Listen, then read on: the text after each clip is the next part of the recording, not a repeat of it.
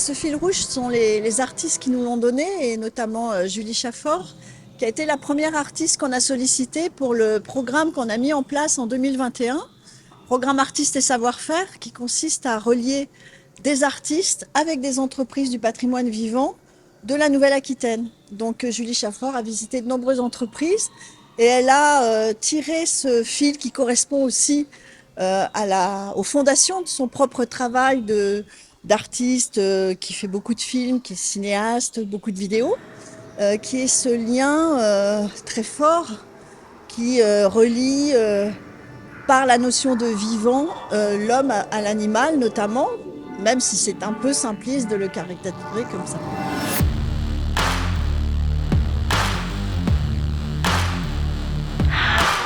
En fait, il y a plusieurs histoires autour quand même d'un thème, on va dire commun, qui est l'animal.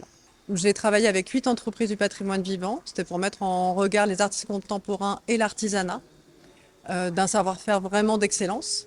Et donc j'ai décidé de mettre en scène en fait plutôt ceux qui œuvrent dans l'ombre, c'est-à-dire vraiment les petites mains, les artisans, ceux qui fabriquent vraiment avant que l'objet luxueux soit mis en lumière. Et j'ai choisi des entreprises qui avaient en lien plutôt de près ou même un peu de loin avec la peau.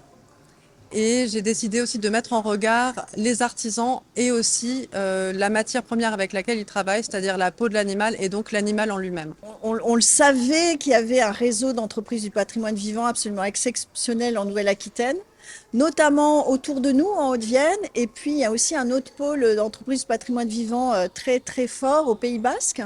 Donc aux deux extrémités presque cette très grande région. Et quand on a vu la richesse de ces gestes, de ces savoir-faire qui sont développés dans les entreprises, des matières qui travaillent, je pense notamment à la filière cuir, on a été tous subjugués, quoi. Et donc les artistes ont eu un terrain de réflexion, de dialogue, d'activité absolument incroyable.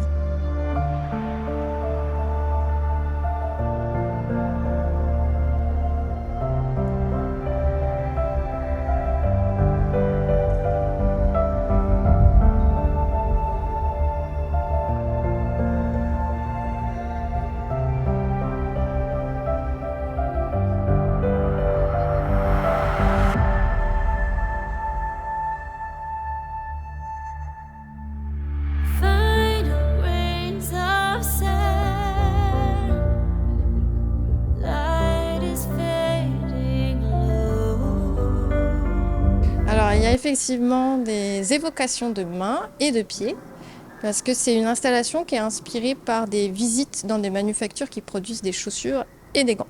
C'est la base de mon approche de l'art, parce que ma mère faisait beaucoup de couture, et que c'est les premiers artefacts que j'ai faits, c'était effectivement en couture.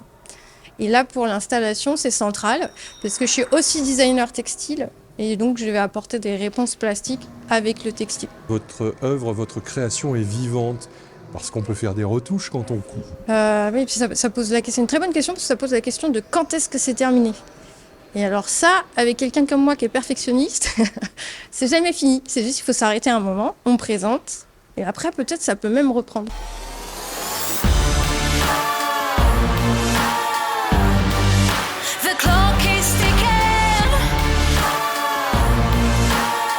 Que les artistes construisent leur œuvre à partir de ce qu'ils rencontraient autour de nous, dans notre région. Donc ça, c'est très fort. Et puis leur travail est magnifique. Et comme vous l'avez vu, il y a un mélange d'œuvres qui ont été produites très récemment, notamment ce film qui a été produit par Frac Artothèque Nouvelle-Aquitaine de Julie Chaffort, des pièces un peu plus anciennes, et puis des pièces de la collection où on a à la fois des pièces qui ont été achetées dans les années 80 et des pièces qui ont été achetées l'année dernière. Donc ça, c'est aussi une grande satisfaction d'accompagner, nous, avec l'équipe, dans un commissariat sur la galerie du premier étage, avec des pièces, des chefs-d'œuvre aussi, c'est exceptionnel, le travail contemporain des artistes.